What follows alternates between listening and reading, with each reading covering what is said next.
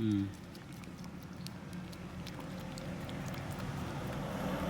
Sarap.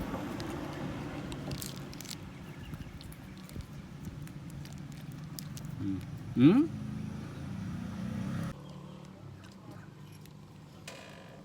Yan best friend ko, best friend. Kumakain siya ng ketchup best friend ko, best friend, ketchup yan.